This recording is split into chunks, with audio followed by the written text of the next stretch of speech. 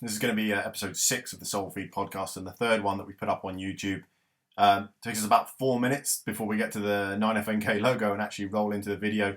But I thought I'd chuck in those outtakes. They're kind of funny. It's a good light-hearted way to get it started. So bear with us for the first 4 minutes while we watch all of those, and then we'll roll into the conversation. And once again, thank you everybody for listening, and keep buying that SOULFEED. It's what creates the platform. I appreciate it. Thank you.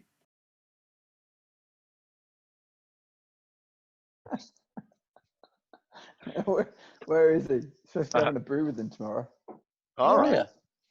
Lovely. Yeah, socially distanced brew with him and Jordan.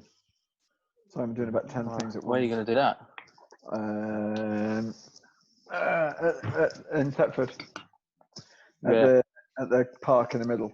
Is it even worth socially distancing in Thetford? Probably not, but it'd be all right. I say social distance. Knowing Jordan, that'll be like a foot. Yeah. Well, he's deaf as a post like me, so you'll have to stand close to listen. Mate, yeah. Get real close. Yeah, fucking right. It's like, and doesn't hear, like, or understand what you just said. Like, yeah, that you're like. Not as bad as talking to Stevie Birch, though. No, mate, no. Just where's big where's cog Bill? and small fish. Bill's wrapped his. Bill messaged earlier on the group saying he was getting some dodgy quote off some dodgy guy to drop his curbs. I was like, mate, I've got plenty of family that'll do that for him. I was going to say 16 grand. 16 grand. Don't you know a pikey? Mate, I was like, you're speaking to the wrong guy. I say, well, I'll drop your curbs for you, mister, no problem. Yeah. I'll drop your curbs and tarmac your drive, mister. Yeah. No problem. 16 grand. That's expensive, isn't it? I know. What's everyone put down? Yeah, fucking hell. Oh, hello. Here he is.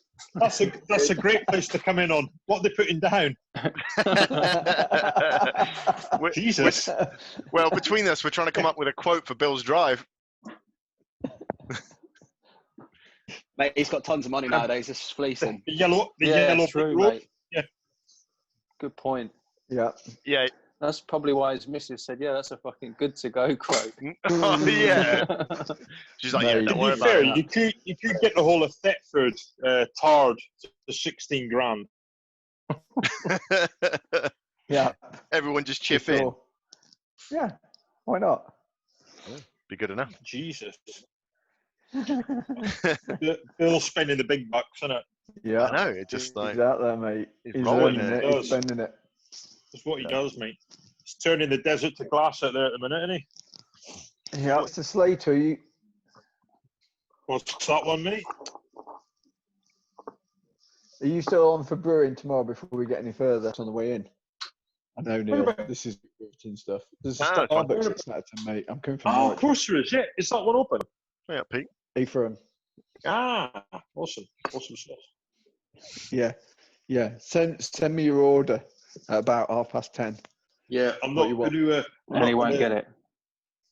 No, I'm not going to mention it on these means because I'll get hammered for. Roger. Gonna have a mocha choke crap of bullshit. Latte.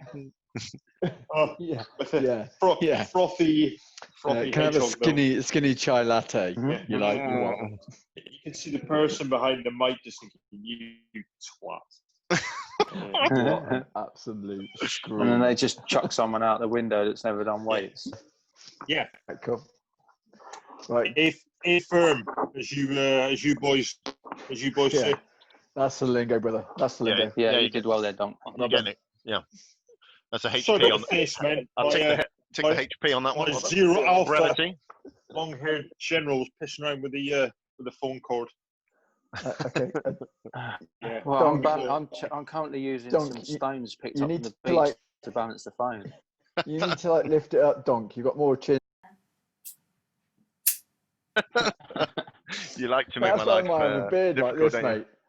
It just hides them all. Listen, that is in no way a bad thing, mate. I'm storing energy this time of year. That's, just in case lockdown comes back with a vengeance. I'm lacking space, mate. Us amputees have got to store it where you can.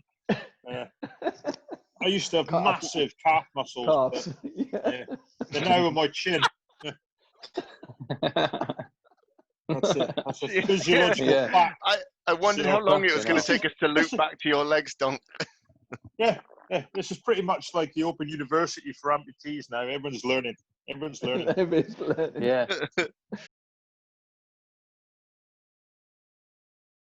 Well, here we are again. Welcome to another episode of SOULFEED. I mean, I don't know if Pete's got his pineapple sage tea on this evening, but I've had to steer straight over to the Pims. So we're just going to say that this episode is brought to you straight by Pineapple Sage, because there's plenty of stuff in here. We'll put SOULFEED in the corner for this evening. Yeah, good choice, mate. Good choice. General sort of kicking off point for you from my perspective, and it kind of leads back into how Dunk was talking about there, and I'm sure he'll have some interesting stories. But sort of fitness and the ability to sort of like provide your body with physical fitness and the effect that it would have on your mental sort of well-being. And that being said, like, what challenges you can give yourself or goals you can set for yourselves, both mentally and physically, because like they always say, you know, mental well-being is important, mental health is important, but you don't have a mind without a body, right? So if you can't be, you know, physically fit in whatever sense that means, what does that like? What do you guys do to keep your mental state straight? That's a good one, Neil. That is a good one. Well, like, we're civvies now.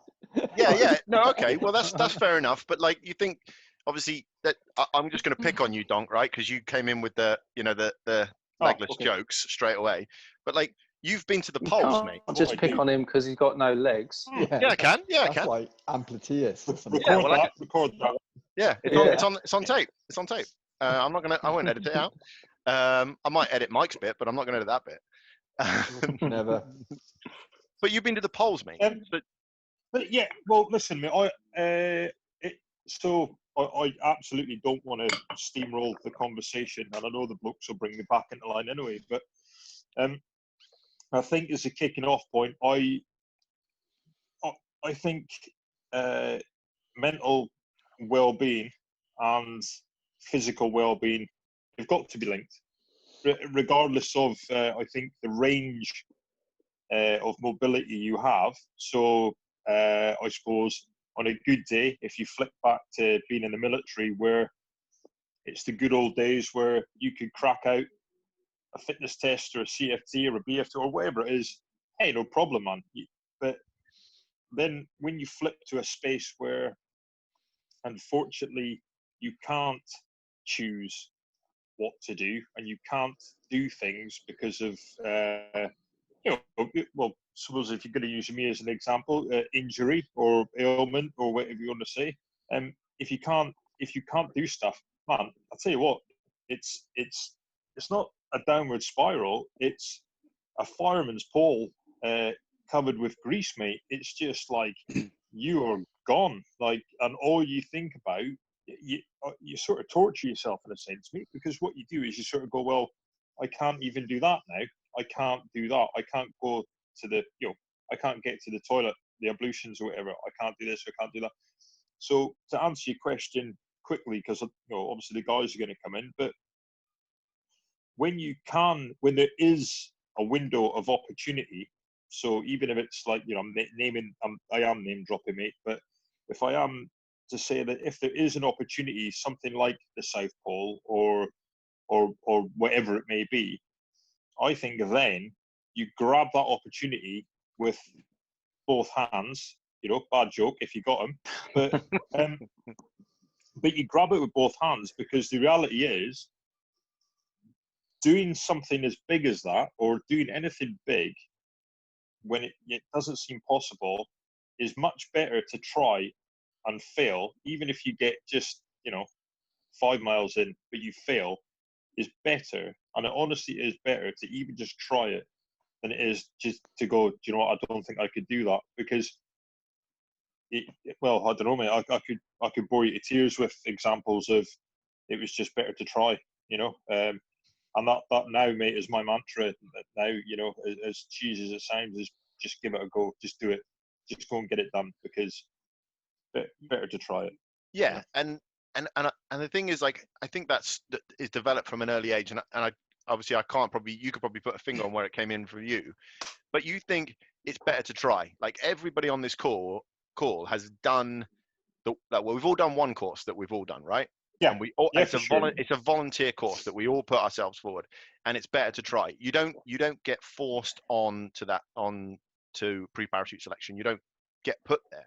You volunteer. Which is a good thing. It's better to try, right?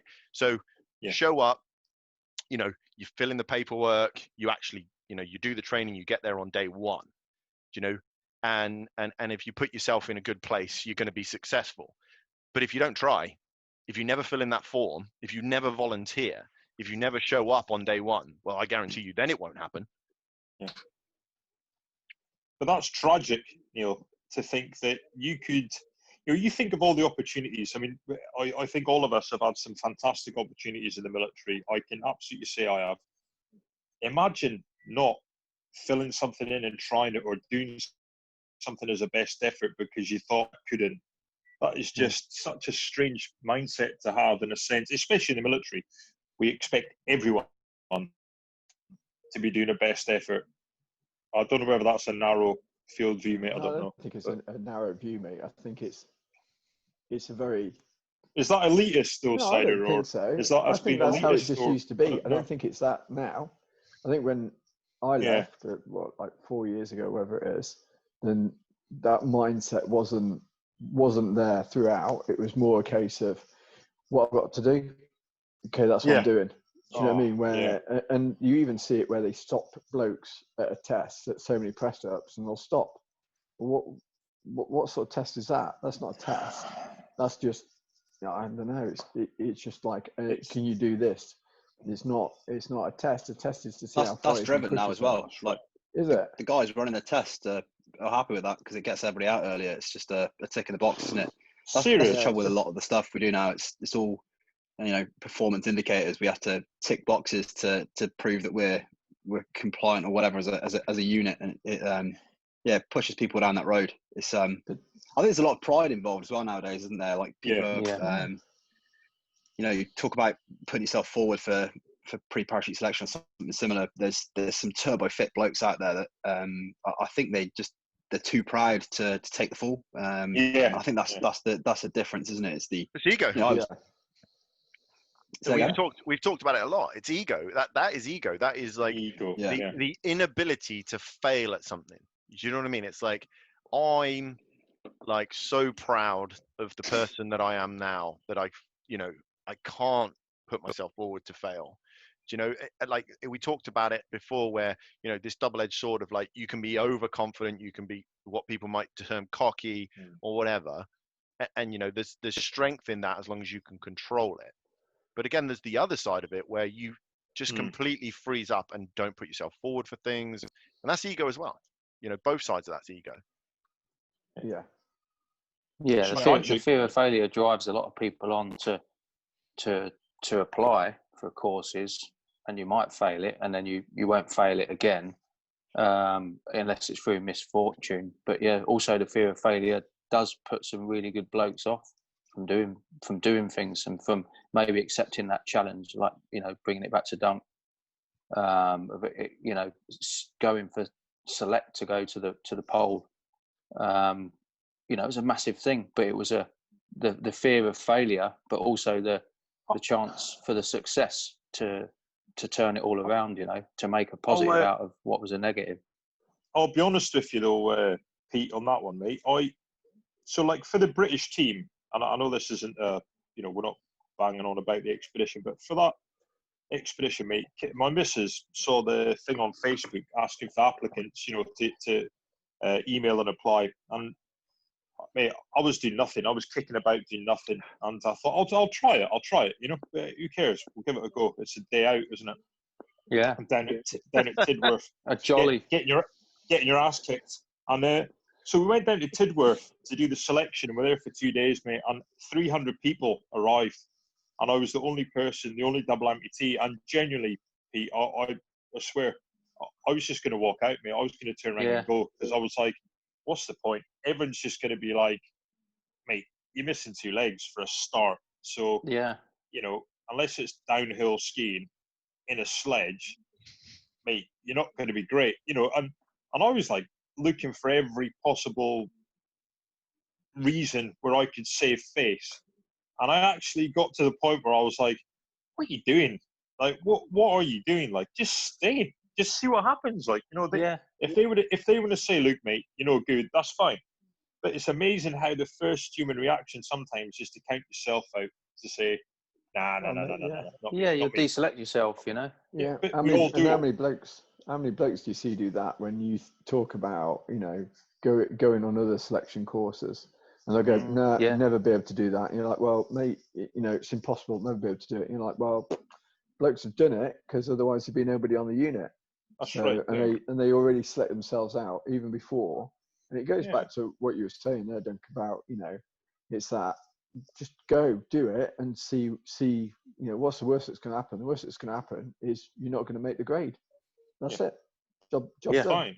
Yeah. But it's a strong mindset to like go there, mate, and with the only double amputee and go, do you know what? I'm going to just stick it out. But it shows the strength in mindset that you did just stick it out, and then obviously it, you know, paid off because you got on the expedition. But that's a common thing that every single bloke's got, you know. And that breaks my heart to think now, you know, that you were saying about the physical test now. It's like, well, yeah, but if we get everyone through, when they get to the pass point, they can have an early knockoff. Yeah. Do you remember doing like your annual fitness test back in the day, and you were baiting blokes saying, mate, not only am I going to lap you, I'm going to get the best time. Yeah. And I'm not only going to get the best time. But yeah, you'd be pointing at the back of your high-tech silver shards going, mate, you're only going to see these. You know, and, you know, where has that gone? Yeah. You know, where has it gone? I still wear silver shards now, but I'm just saying. If You'll never wear them out, will you? want to get in touch, yeah. But for sponsorship. You'll get a load of free pairs after this now, mate. Mate, I'll wear anything. But yes, you used to get free pairs anyway. I mean, there's no bonus, really. You're not putting yourself in any better position. The green ones were the ones to get, weren't they? No, the green ones were the collector's items. The old sweats. Tactical trainers. Yeah. Take them in the field. There's a thing that you hear people say, like, you're like, oh, like, we're going to go do this, like, we're going to go do this workout, or we're going to go do this test or whatever. And people are like, oh, you know, I need to get fit before I do that. And you're like, no, what we said, like, we're going to go, hey, why don't you join this gym, or why don't you join this group of us that are all working out together? And they're like, oh yeah, I'm going to go and get fit so I can join that. And you're like, no, that's what we're doing. Yeah. I hear that a lot working, obviously, like in the fitness industry now. That you hear a lot of people go, I'll do that, but I want to get fit first. Or you get people coming to you and going, I want to get fit because I want to do this. I want to go boxing. I want to get fit first.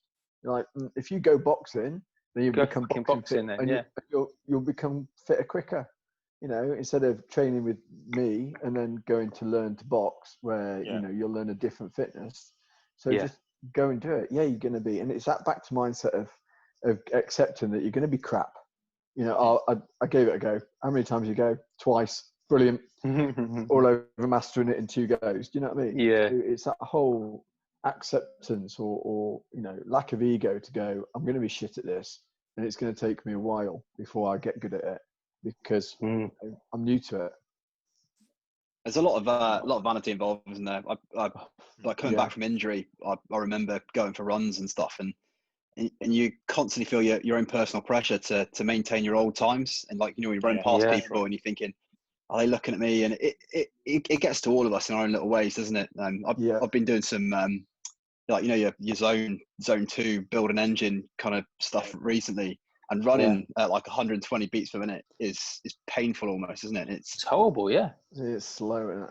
You have to deal with your own head and your own vanity to kind of just bimble around, especially when you're running in town. That's an interesting mate. I've space, been trying to build it back up again as well at 40-1, trying to do times that I was doing at 21. It's stupid, really, but I'm trying. You know, I'm a trier. Yeah, and then Jamie posts on like that he's just like knocked out a marathon and like 7.5 minute mile the whole way around. You're like, cheers, Jamie, appreciate it, mate. Literally, the other day I was chuffed to fuck because I'd done a 7:12 average over 5 miles, which was, you know, it's fairly hilly around here. And then I did some other fairly decent averages over 6, 8, and then 10. And I was like, yeah, brilliant. I'm back in. And then Jamie does that, and he's just cruising, you know. Yeah, he's something else.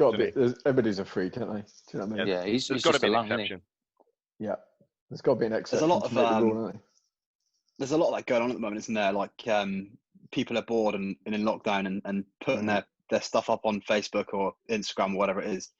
It's a double-edged sword, isn't it? It's motivating people and it's giving them advice and options for going out and training. But at the same time, there's a lot of shaming going on because there's some times that I couldn't even dream of going on Instagram at the moment because people have got nothing better to do, which is great for them. But like you say, though, mate, it's quite a good thing because, you know, going back to what we're saying about training and motivation and everything, it's that we used to do some outrageous fizzes all together. So the pack mentality was good. But even now, it's that, you know, I wouldn't say I'm overly competitive, but it's still those little things that make you think, well, I'm going to have to get out there and go for it and really push myself again because, you know, these other lads are still pushing all my old muckers.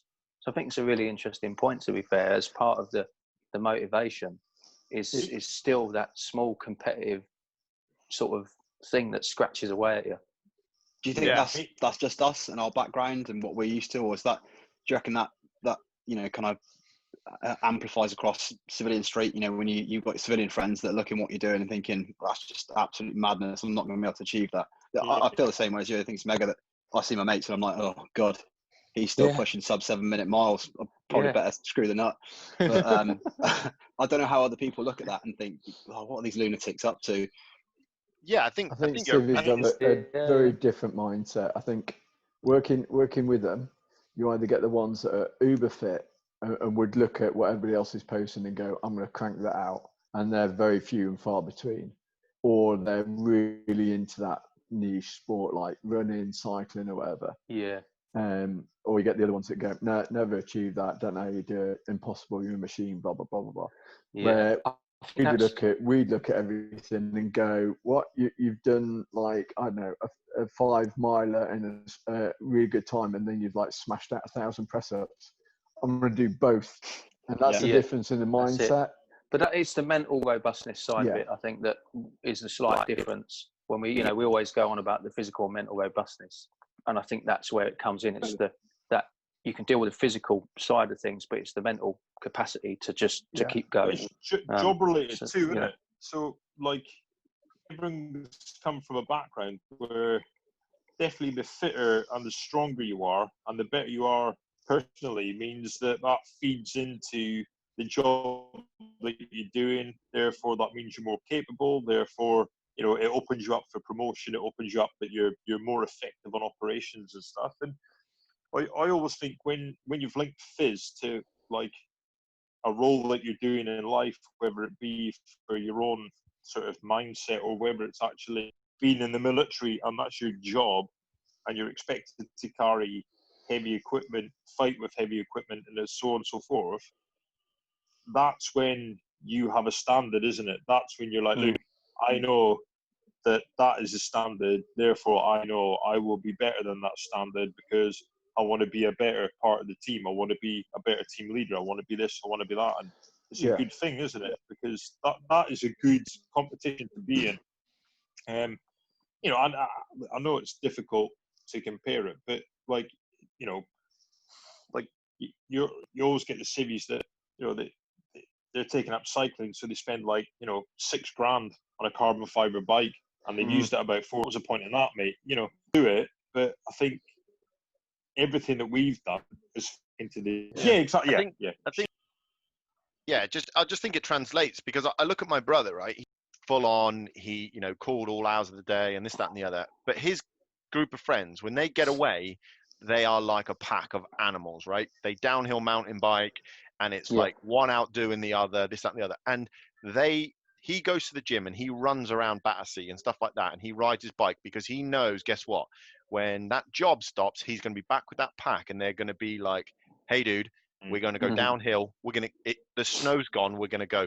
And then the snow comes back, and they all start skiing, right, Chris? Like, I hadn't skied for over a year, okay? And I know you'll have my pants down about this later, but I hadn't skied for over a year, and I went skiing with Chris, and I just was like, him and Matt just turned onto the slope and started skiing. And I was like, well, I don't really have a choice, right? No, no friends on a pad a day, mate. no, right? So like that pack mentality of just keep up with the boys or just keep up with the pack, right? Yeah.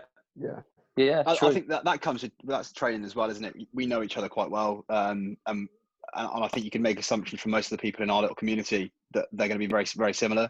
And you're not the type of bloke that I'd be like, right, Neil, let's do some warm-ups. Let's think about what we're going to do, and then we're going to like go and do this. The type of bloke that I'm like, right, I'll see you later, mate. If you keep up, you keep up. If you die, you die.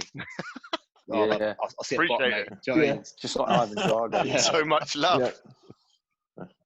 It's the same, though, isn't it? I think it's probably just an adrenaline junkie type thing. You know, that's where that comes in.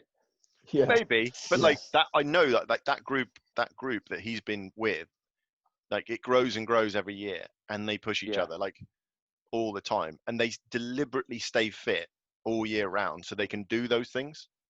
Yeah. You know, and they have like none of them have ever served. You know, they've all got jobs in the city. So yeah, I don't know. Maybe the pack is what I mean, Pete. No, exactly that, because you know it's the same team sports. You know, like you look at professional rugby throughout both disciplines of rugby, and that pack mentality, the way they push each other in training and on a pitch, it's amazing. And the level of physical and mental robustness those guys have got, because they've still got clarity of thought when they're ball bagged.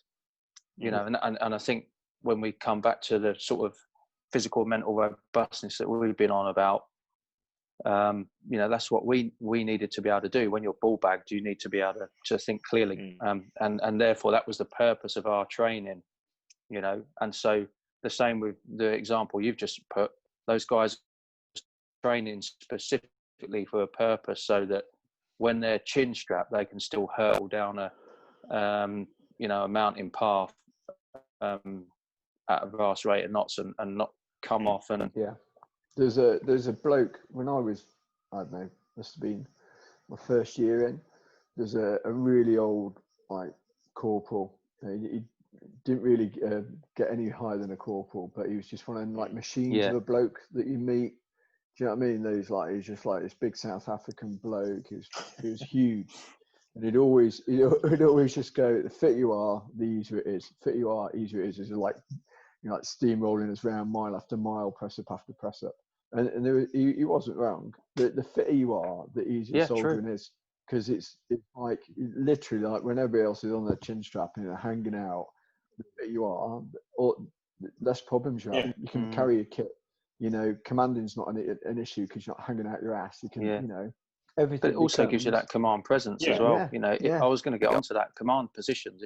If you turn up somewhere and you look at your full screw or whatever, or look at the senior toms and they're just all bloaters, you're like, nice one. What have I walked into here apart from a fucking donut factory or whatever?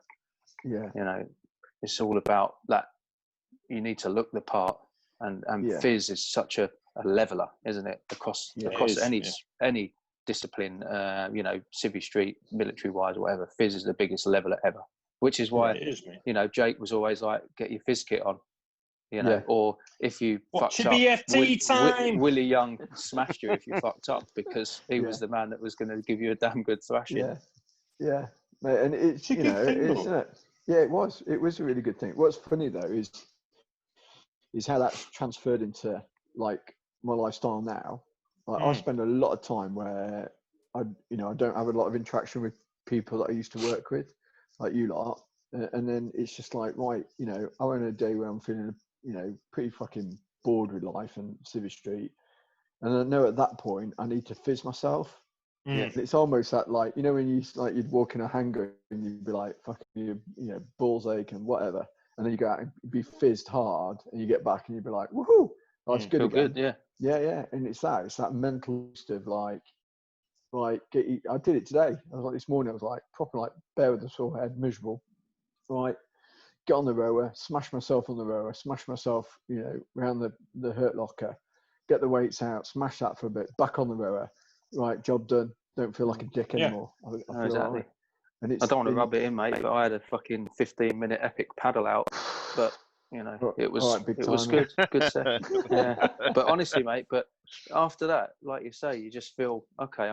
I've reset now. Mate, yeah, I've hit reset. I'm good to go. Yeah, mate, and I know, like if I didn't train for a couple of days, I'm like, I know I can feel it becoming like grumpy inside. Oh, I get a major grump on. I get told to go fizzing, basically. Yeah, I do, mate.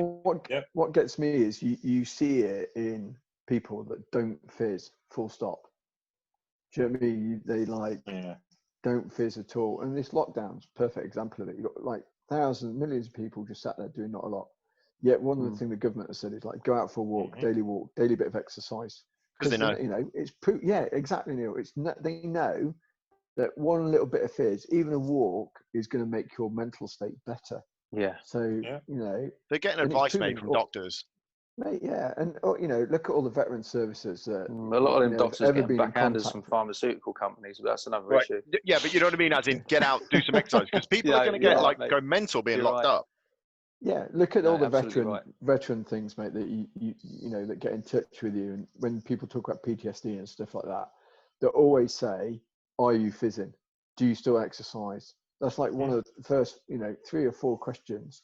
Like one of them's like, do you feel suicidal? Next thing, do you live on your own? 3, do you exercise? And it's literally like, do you fizz? Yeah, carry on doing it. Do more. Yeah, it is a direct impact on your mind. Yeah. Yeah, it's like seeing the golden medicine for squadrons. Don't run off a cliff, though. Yeah. Make sure you look where you're going. That's mental. Keep your eyes open. It's true, though, mate. I mean, you the pack mentality that you were talking about, Neil. It was what genuinely, mate. It was a sight to behold at Headley Court, right? When you were put into like a group. Okay, so when you got to Headley Court and you were all newly sort of injured, and it was all sort of guys that had been injured in theatre, either lost limbs or been badly banged up. And no joke, the one thing, well, they did a few things, okay? So it didn't matter what you was missing or what had happened, right? Every morning, there was a Scale A parade, right? Absolutely, everyone had to be shaved, everyone had to be ready for parade in phys kit. The next thing was you paraded at the gym. Again, doesn't matter what's wrong with you. And it was circuit training. Or sorry, I'm lying to you. It was a stretch. Then it was straight into circuit training. And it became a massive competition for every single bloke, no matter what. Man and woman. Sorry, I say blokes, but I mean women as well. But like you had everyone in there, mate, max out, no matter what, doing whatever they could. And it was feeding in again, because I ended up speaking to the RSM down there, and he said, what we do here is we try to basically take advantage, in a sense, of all the things that you've had in your military life. So you've always worked by timings. You've always worked by a rank structure. So you always call, the civilian staff, you call them staff. Everyone else got a rank, you call them by the rank. And like I said, you parade, and then you have to be clean shaven. Maybe not now, probably, but and then like again, they said they feed into the fact you do phys, because everyone does phys, and it's part of your rehab. So it is proven that it does help, and it's the guys that kind of say jack. That's really unfair, but the guys that disengage and they don't want to take part anymore, because how do you make someone that's maybe been injured or been through a traumatic time take part in stuff? You can't, can you? So, but it was always those guys that had a really, really bad outcome of the rehabilitation compared to the guys that cracked on and actually took part, mate. And it was as simple as that. So there you go at the base level. Do you think that environment is actually what's bred all of you guys that have been injured and come through it to still continue with that mindset that you had previously, and then go for these massive challenges. You know, like when I met Guy at Oulette, and he said, "Oh, there's a guy that you probably know that has selected, and he's going on this X-Bed with me." And it was such a small world that I was in Oulette and he was there. But you know, it kind of that sort of seemed to breed a lot of you guys. You've come out of that system, and you're chasing stuff that maybe you wouldn't have potentially chased originally, or might not have had the opportunity to do so. But it's actually got that spark and turned it into, you know, a fire, and you're just going for it. You know, I think that's a product of that system. Fucking hell, these beach pebbles are not cutting the mustard. If you can remember beach pebbles. that question, because it was a good one. It basically, what I heard generally, and I'll let Pete dive in, was, do you think because you guys did that and you maintained that mindset through that time, that it'll allow you to jump two-footed back into those things? Yeah, both prosthetics. So how long? Sorry. I was like, why did it take everyone so fucking long to come back? I was like, everyone's like, yeah. Good question, Neil. Good question. It's just a fucking smirk on your face afterwards. I was like trying to. I'm gonna go with it. I'm gonna go with it. Yeah. Straight away, going. Just see how it rolls. That's what I said about the IED, but that didn't happen. Yeah, can't get this pressure plate to fucking go off. Hold on. I can see the no, just see how it rolls. Yeah. Oh God. I think there's a couple little bits, sort of caveats to that one, Neil. I was a full-on civvy, medically discharged when I went for the South Pole stuff. And I think there's a couple of things. One was I probably didn't realise how immensely frustrated I was about being a double amputee, because although it's all right, you know, it's not a bad way of life at all. I'm not whinging about that. It forced me to leave something that I genuinely loved. Okay, so getting injured is crap, but I had all these people basically laying down the law, telling me what I couldn't do at all times. So I went to my medical board, and this sort of answers it, I think. And the guy opposite the desk basically said to me, you know, there's no way you can stay in because you can't pass an annual fitness test. And mate, I nearly exploded, because we all know people in the mob that couldn't pass wind, let alone an annual fitness test. So that for me wasn't a caveat. Okay, so because I think I'd been not forced out, you know, it's unfair.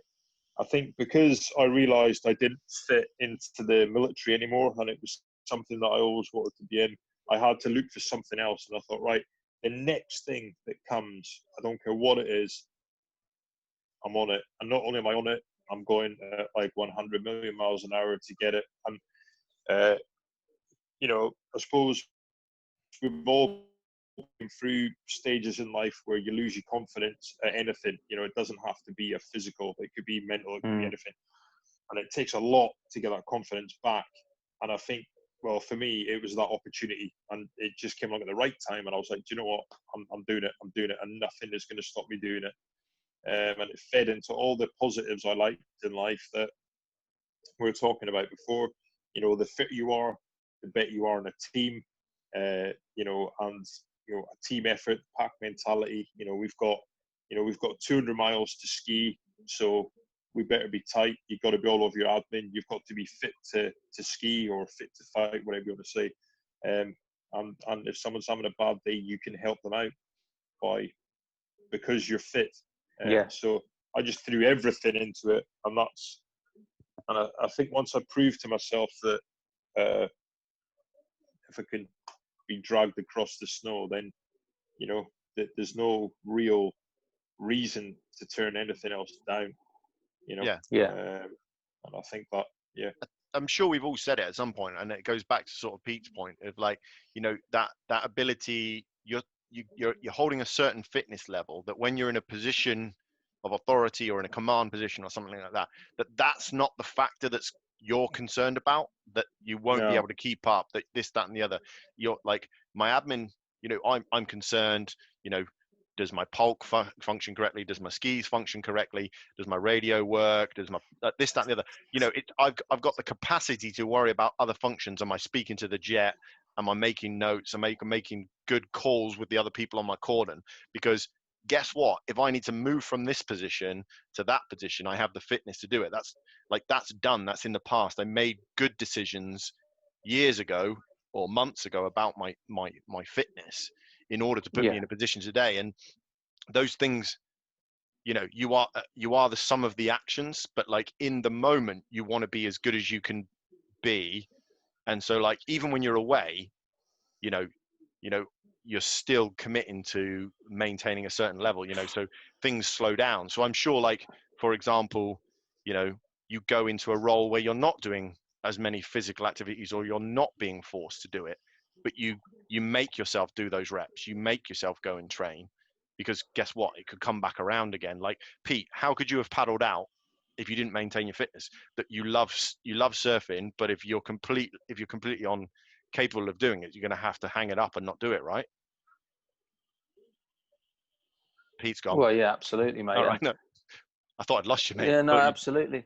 No, my comms is weak as usual. You know, I've been fighting for comms. No, but no, it's right. And to be honest, I dropped a bollock, but I basically should have been surfing during the lockdown, having spoken to a few of the locals today, but that's by the by. But yeah, I did. I abided by the rules. I didn't paddle out at all, and the waves were real nice, just how I like them.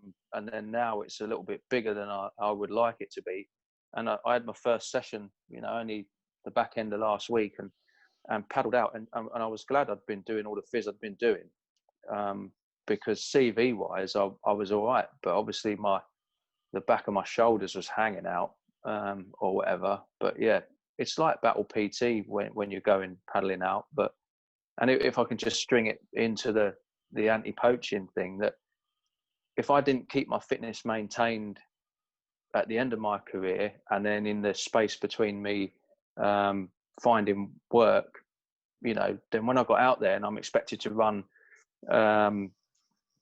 you know, fast 4 or 5 milers, expected to run half marathons, and do CFTs and everything at altitude and then in heat, in order to train those guys to a certain physical standard that was laid down in the sort of doctrine that was being produced, then, you know, I wouldn't have survived that test either. So that fitness, yeah, it needs to remain a constant, really. You've always got to put in, because like you said, what you put in, you normally get out, you know? Yeah. It's funny though, that like the value that we put on it now, is, I probably put more value in it now than I did when I was like 17, 18. Yeah. Like 17, 18, it's like get your trainers on, going for a run, we're going to do circuits. But yeah, you almost take it for granted. It's just part of life, isn't it?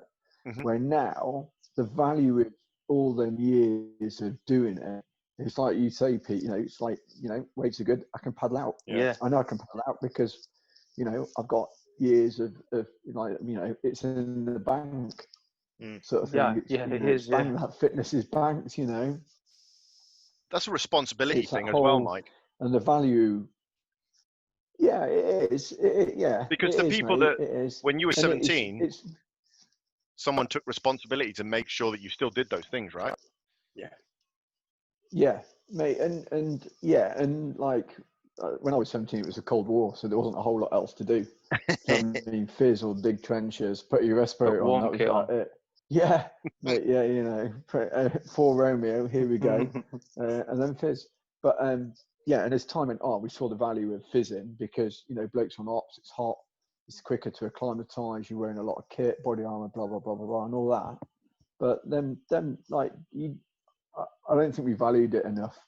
And it goes back to like modern society, like now, like we all came through the era going to school and you had PE like, I was about to say PT, but you had PE like just about every day. Every day you'd be doing something in school. And if not, you'd be definitely like doing some sort of running around at lunchtime. Yeah, or stood in the ring shouting, fight, fight, fight. Yeah, one of them. Or getting punched in the face in the While everyone else was shouting. Yeah. Mate, I'm ginger. That happened a lot. But but then like you that mindset was like transferable. You're in the military, you just fizz. You leave the military, it's fizz. And it's that like level of like, I need to move. We were saying earlier, Pete. You know what I mean? I get that feeling of I just need to move more. I feel like I need to move more at the minute because of so I think that's probably just sat doing nothing. Probably relatively ingrained as well there, because like your formative years in the military, I remember turning up to squadron just being terrified. Everyone's a pounder, and you just got to do it. You've got to stay on like stay on the log, haven't you? And and you're there for so long, and you get sucked into this mentality that becomes habit. And I think there's a definite transition through most of our careers where you're an individual, you're augmentee somewhere, you're kind of responsible for your own admin, you're responsible for your own fitness, and that's the point at which you start to feel it. You've suddenly like, what am I missing from my life? And I go through it quite regularly with work, and at the last job it was pretty carnage at times, and sometimes you feel the chaos building, and it's the first thing I do to get my house back in order, just get a routine back on the go with Fizz. Even if it's just something casual once a day, just to kind of tick it off and get that routine. I think it's a building block, and it's a controllable variable, isn't it? Something that you can take control of, which prepares you for whatever it needs to be. Mate, you're in control of it. What's interesting, mate, is when you go from being in a formed unit where somebody else is taking responsibility for it, and you then become an individual and you start moving around a lot more. I found I fizzed harder then. So when I turned up places, I was do you know what I mean? It's like, I turned up and I'm the pounder, because it's just like, I don't want to turn up and I don't want to be hanging off that log. It's literally, I want to have hold of it and be taking it forward. And it's that mindset that I think not everybody keeps when you're out of that formed unit, that pack mentality. When you become an individual, people fizz still, but they don't fizz like they're thinking, right, I want to be the pounder on the log. I want to be the bloke leading the pack. It's like courses, isn't it? When you turn up to like a promotion course and you look about and you think, hang on, I never got the memo that we had to turn up and not be fit. Like, I never got that one. Like, what? I used to hate that. Yeah, people turn up and they got a biff chit. Hang on. I can turn up with a Fablon biff chit. Or it's like, right, guys, tomorrow we're just going to run through the motions. We just got BFT, CFT, and all that. And you're like, yeah, fine. And blokes are like getting in a wagon. They've got the defib out, and they're like, guys, this is a no duff. And you're like, whoa, what the hell? And you're like, mate, this is a promotion course. Like, you should be here. Of course, it's going to happen. Should be fighting for that lead spot, and then and you're like, whoa, the old stamp of snipers out on the CFT, and there's men going down everywhere. Yeah, and mate, And I'd like to ask Cider actually. No, I didn't do it. Sniper. That was him. Was that you? How much pressure do you feel? Obviously, one of your jobs, training, SPROG officers and junior commanders. How much pressure do you feel from them? Obviously, they're relatively fit as well, aren't they? Because they're coming through training. Did it play on your mind at all? Or were you comfortable enough that? That's one of them pick your battles, because like you're there and it's like you've got kids that are like 18, 19 and like whippets, and it's that whole pick your battles, isn't it? Do you know what I mean? But we used to let the PTIs clean fatigue them, but you put weight on them and you could pound it. Yeah. So like we pick your battle time. We'll put weight on and then we'll lead it. So, it's that's just like time and like life, isn't it? You're never going to be unless you're Jamie Thorpe. You're never going to be a whippet when you're getting older. Do you know what I mean? So, but you can graft it with your weight on. So that's how we used to do that. Circuits and stuff like that, mate. They used to snap. No like core strength, no upper body strength. Very few of them had come through with that all round. We had a couple of guys that had like martial art backgrounds and stuff that were strong all round, but most of them, they could run, put weight on them, make them do press ups and everything, they'd melt. It took quite a while for them to get. Or just run them up a hill. Yeah, literally, like, let's go. When it's not. It's like, interesting that the American military they put a lot more onus on like upper body strength and like, you know, push up and pull up strength and things like that.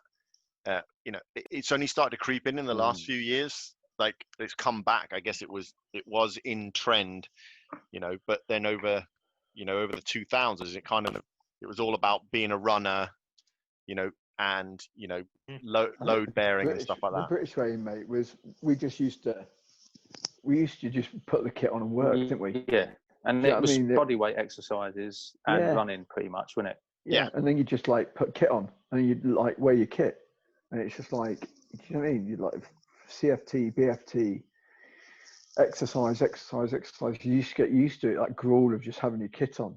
I think that's how we did it, instead of trying to formulate a training program to it. I think that's how we sort of worked it. I think. Remember watching some the Americans train in Iraq. We shared a gym, and it was like two completely different sides of life. You had the Yanks to one side, and it's like you said. I mean, they would fizz in their body armor, you know. So box jumps, body weight stuff, certain calisthenics, you know. And none of them were out running at all. Like they were like, well, what do you need to? We're working in urban operations, so it's like completely, you know, it's about power and speed, and it's totally different to how we trained. And it was just a different world, eh? Yeah. We were always on about good or bad, just different. Well, no, we was always on about the combat type fitness, weren't we? Yeah.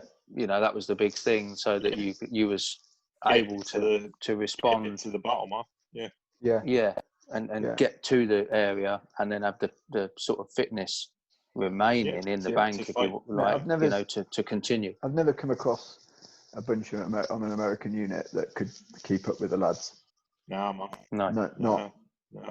How? But now, obviously, functional fitness is in, which is a good thing, because it does reduce the injury rate for sure, because blokes are getting, they've got stronger sort of joints, if that makes sense. Their ligaments, etc., are stronger because they haven't just gone and passed basic training, then gone straight onto machine guns and gone put 120 pound on your back and go 10 miles, then set the gun line up. Yeah, and I think it's bringing the gap closer together. Like they're expected to run a lot more. We're expected to, you know, lift a lot more and things like that. And it's bringing those two mindsets into one. And I think there's something to be said of, you know, you have to show up. You know, that's another thing. It's like we'd always be told, you know, this is just the bus to work. You know, you get out the plane, you do the 10 mile, and then the job starts. So if you're not able to do the 10 miler, then, well, it's pointless doing all the other stuff. Like, that's great that you can do all that other stuff, but you know, you still need to get to the start line. So I think that what functional fitness, like you were saying, Pete, what functional fitness has done is gone, build a strong base, etc., but they've started to show people that you do need to be able to run, you do need to be able to swim, you do need to be able to row, you do ride a bike. Those things, that engine is required. It takes less time to build an engine, but I think what's missing out of it though is the way it's been taken. Like in the military, you can see it in it's worked, and that, you know, the blokes use it and blah blah blah. I think the way it's transferred into the civvy world,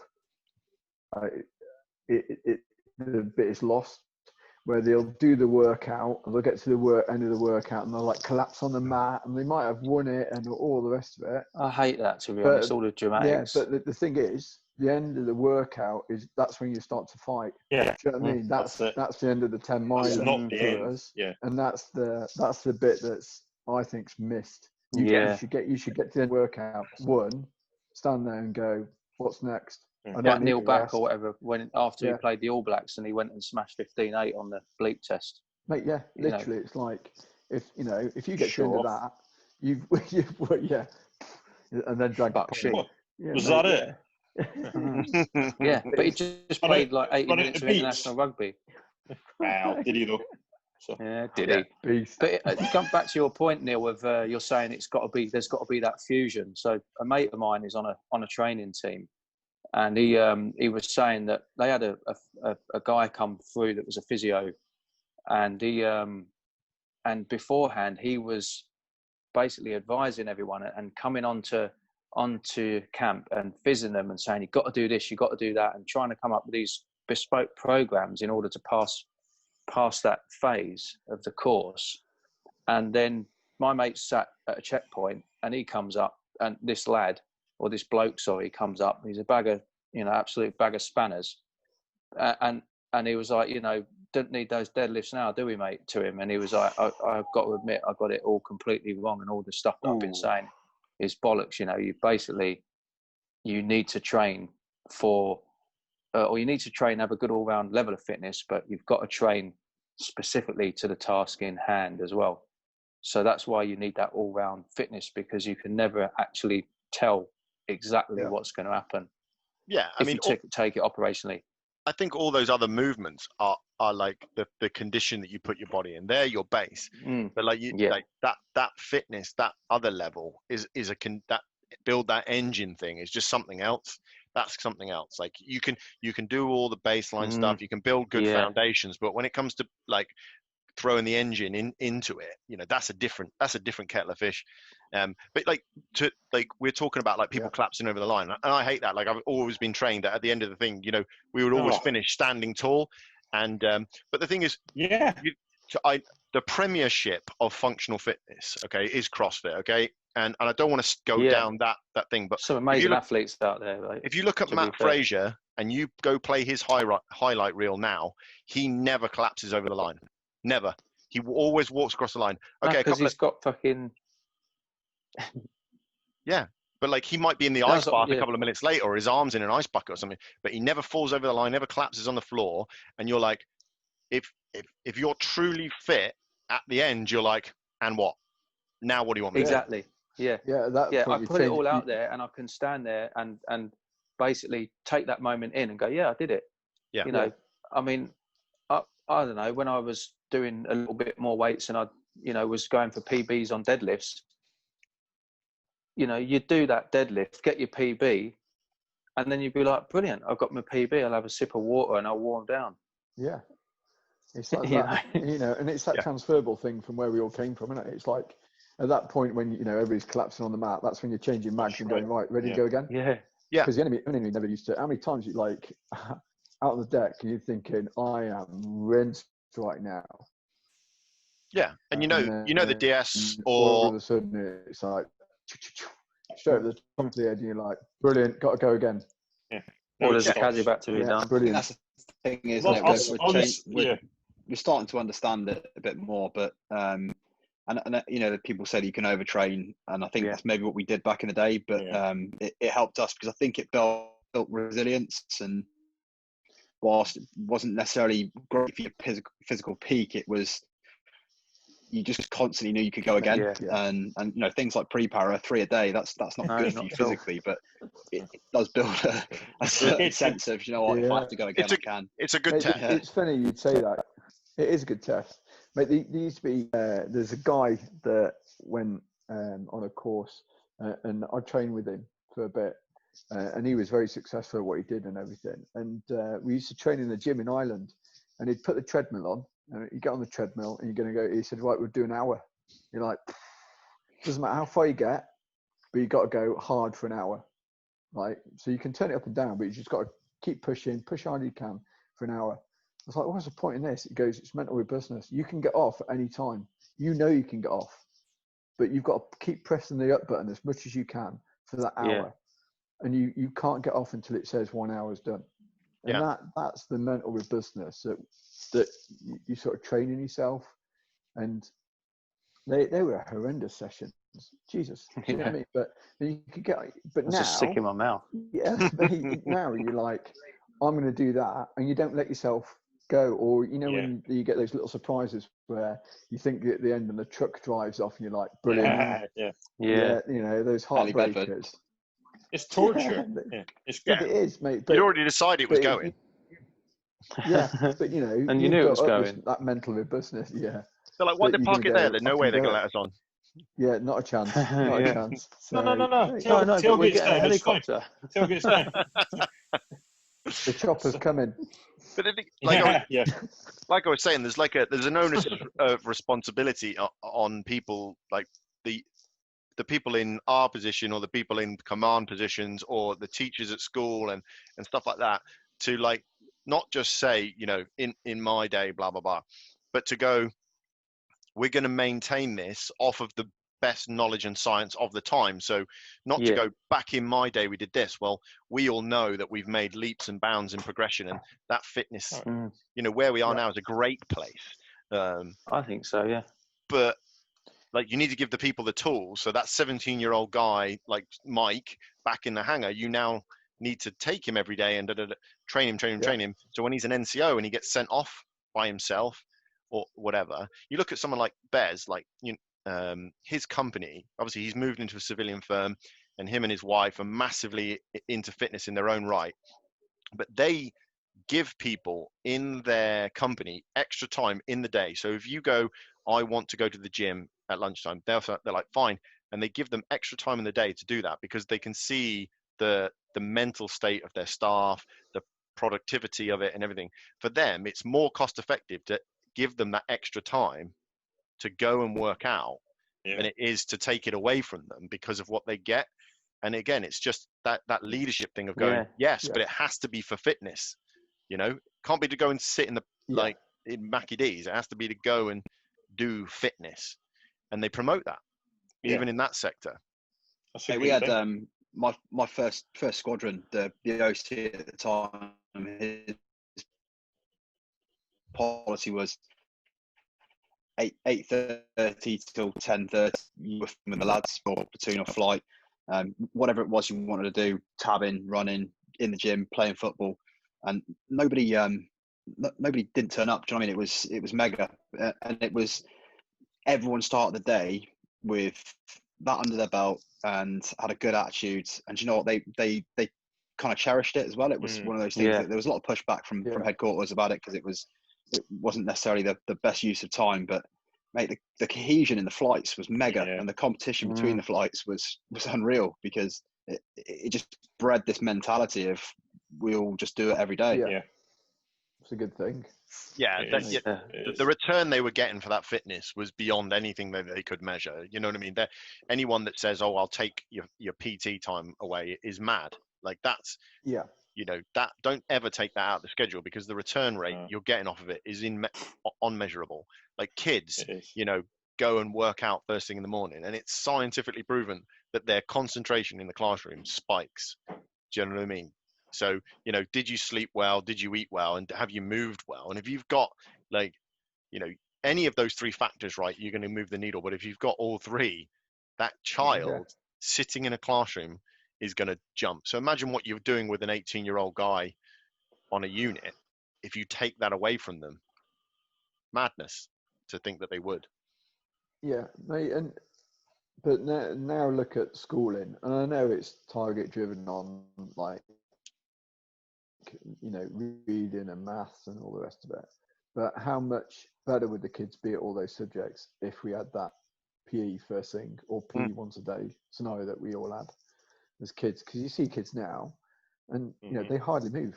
Their spare times, and we're all guilty of it. We'll be on our phones or tablets or telly, whatever. And you in schooling that phys time's not compulsory anymore.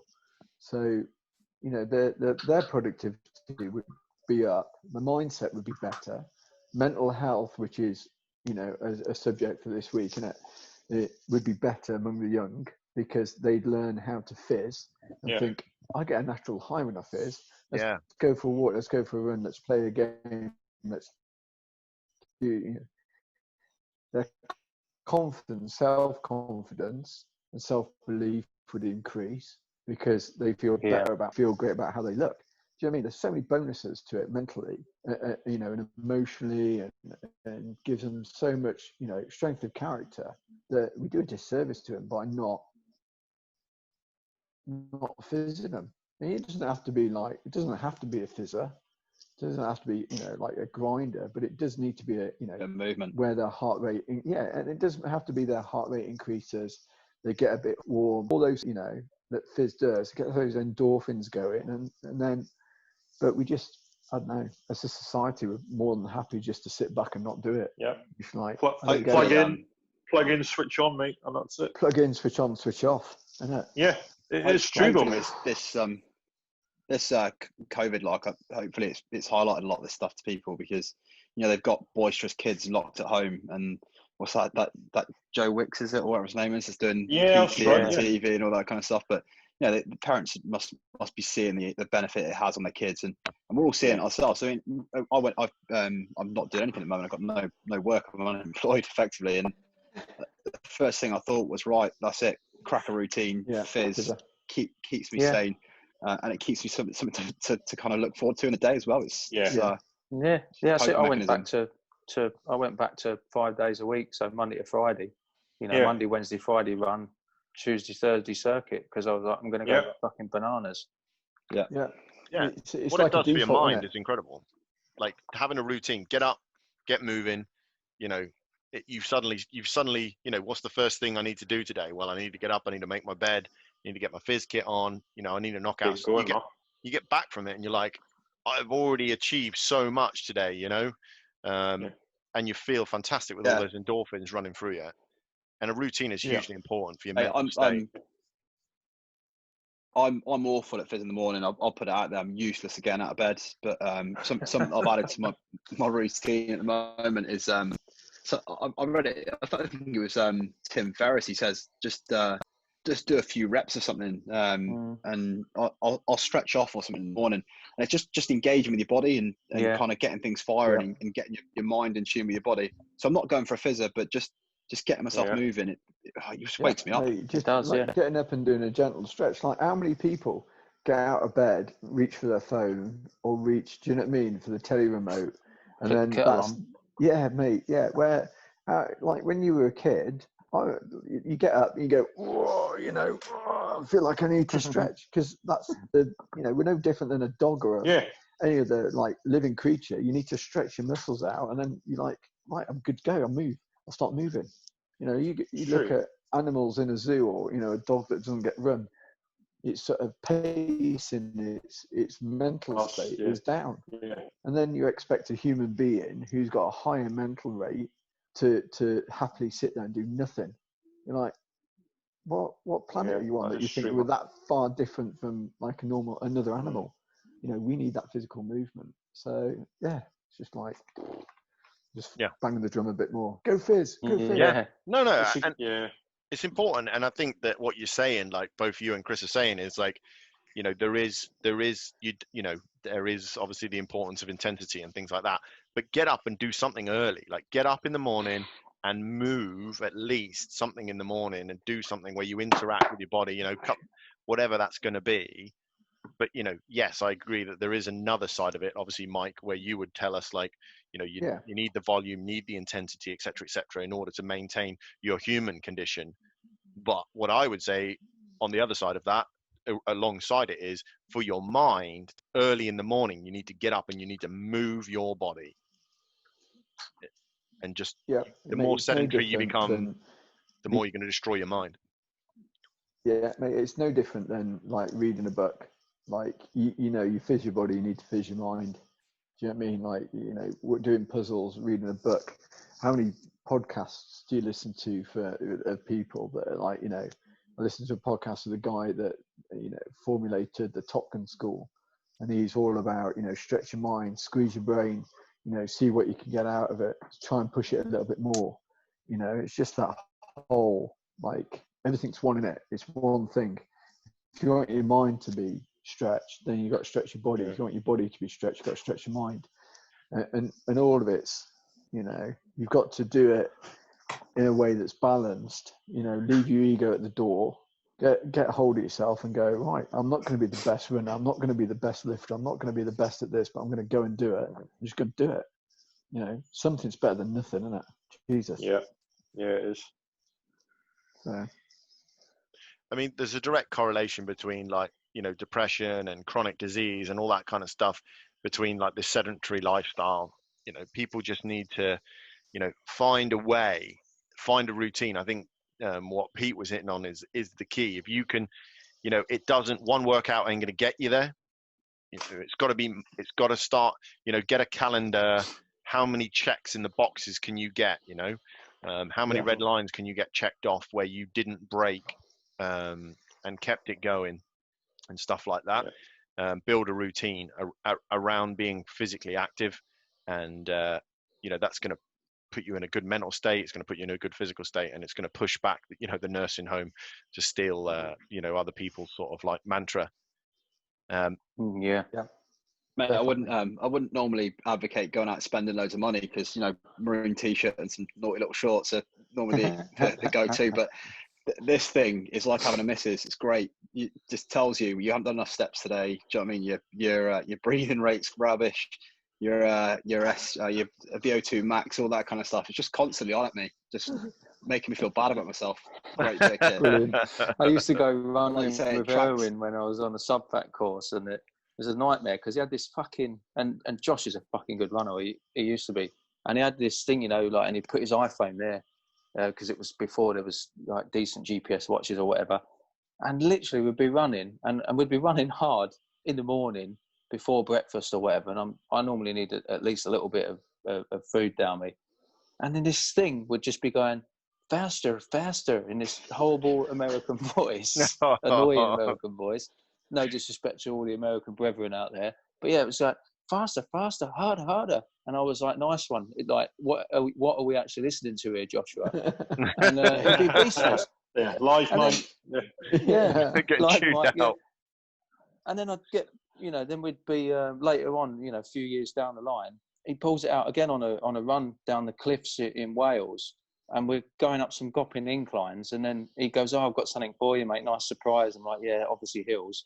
And then he turns that on again, and it's trying to push us at like a 6:30 pace up this hill. It's ridiculous, mate. Gopping. But no, you're absolutely right. The technology helps. It does sometimes spur you on. Yeah. And it's that thing of, like you were saying about, like, not having your face in your device. You know, I don't. There's a place for all of these things. You just got to use the tools in a positive way, right? A point where we probably could wrap it up with it. You know, we could go on about it for a while, but like, let's sort of like put it into some positive tools. You know, we've talked about a few different things, but some positive tools that people could take away to start those patterns, to start those routines. Make it routine. Don't make it a chore. Don't push yourself too hard immediately. Just treat yourself right. Do you know what I mean? If you're sucking it up for the first time, just go for a walk. Don't crash out 10 miles and then like be in hospital for the next 3 weeks, like hurting in the, you know, hurt locker.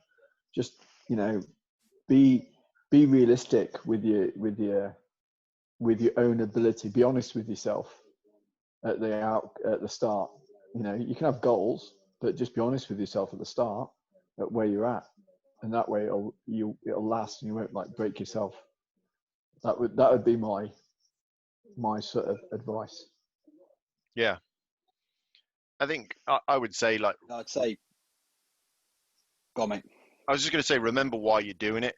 You know, it is for your mental health as well. So, like, you know, put yourself in a state where you realize why you're doing something. It's not just to make yourself suffer, and it's not just to make yourself hurt. And I'm not saying that you shouldn't get comfortable being uncomfortable, but, you know, there has to be something at the end of it where you go, yeah, I achieved a goal, I achieved an aim, right? What's next, you know?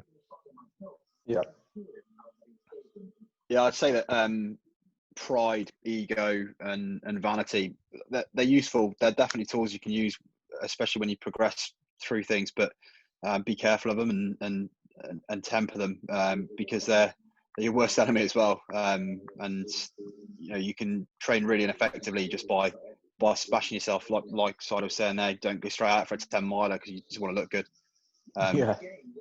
just understand where you are, I suppose, and like say, work to your own goals, not necessarily what you believe everyone else thinks you should be doing. Yeah. Or unless you donk and then just go for it. Like send. Just don't just worry about it. It's got no full legs send or anything. MDS, no problems. You Twice. go for it. Yeah. Mate, yeah. What's next, Donk? If you wear out one set of legs, make another. So yeah, get some new ones. I wish I could, mate. Simple. Mate, I was meant to do the MDS in April, but that got canned. So hopefully September. I mean, you planted an international virus just to get out of a third MDS. I can understand it, mate. That's first one. I got blown up just to get out of it. Second one, I pulled the old. Oh, I've got blisters. Couldn't get out of the second one proper, and then this one was coronavirus. So I'm keeping my average up, really. Sounds like a whole lot of excuses to me. I think, Donk, we should make something up, mate, and plan to do something towards the end of the year. Mate, I'd love to. But my I'll tell you what my little 5 penneth was going to be was working with the charity. Was there's a few things come out about mental health, and I'm definitely not a professional in that, but the professionals have said there's 2 things that affect your mental health. Okay, one of them is gainful employment, so employment where you feel engaged and you feel, basically that you're taking part and you're earning money and life is good. The other is doing something physical, so whether it's going for a walk or cracking a bit of fizz. And my only little bit of that is that out of both of them things, one of them things is free that you can do every day, and it's as simple as that. Yeah. I'm definitely not, and I'm not joking. I'm not a fizz lord. I don't go out cracking out massive amounts of fizz every day. And for me, it's a joy just to go out and take a dog out for a 20-minute. I just think, life is good. I think you should enjoy. You should enjoy what you're doing. And you get to the stage with any sort of fizz that you think, do you know what? I need to start really pushing it out. I need to start challenging myself. But it's free at the end of the day. And it's as simple as that. It's something you can do every day. You can enjoy it. And you can do it with friends. It's great. But, if you haven't got any friends like me, do it with a dog. Are we still talking about fizz? Yeah, still talking about fizz. Yeah, hopefully. I've changed my cursor set. But that would be my little 5 penny. Is that it's free, and it's something you can do for yourself, mate. You don't have to be out running 1,000,000 miles a day. That's not the point of it. No. Yep. No, absolutely. Yeah, I think what Pete said about being in a pack as well.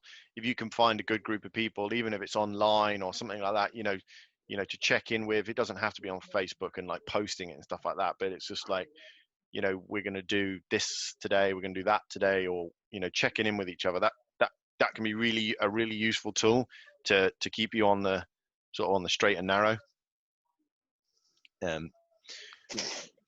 I just sort of sum up what you guys said, like, obviously started saying, like, obviously be realistic with yourself, don't let ego get in your way. We've talked about, Chris saying that, but you can go and challenge yourself and put something out there that's, you think's well beyond your scope, and you can train for it. Be grateful for the little things that you do have. Be grateful that you can do what you can do, and see if you can do some more. And we're stronger together.